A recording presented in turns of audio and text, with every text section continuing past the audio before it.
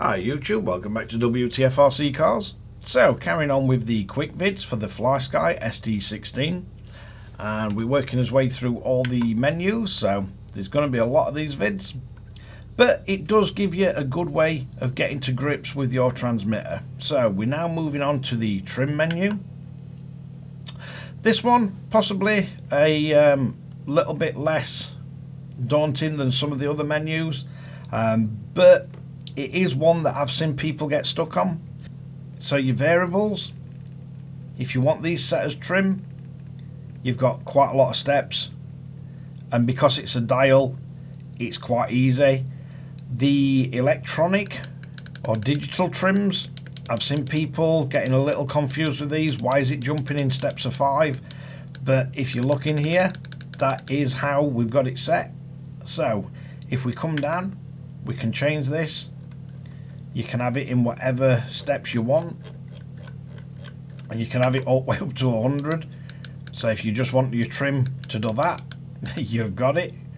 But basically, if you want a more granular trim, and depending on what people are doing, you may do, sometimes it's quite handy to just be able to go one increment at a time. And you see the stock ones are all 5.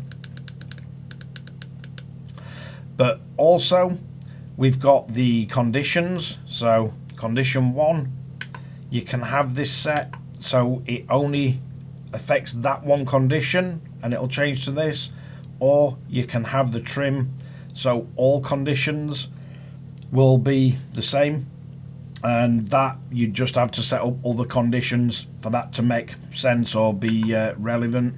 I'm pretty sure there are a whole number of vehicles though where you may want the trims to behave different under different conditions.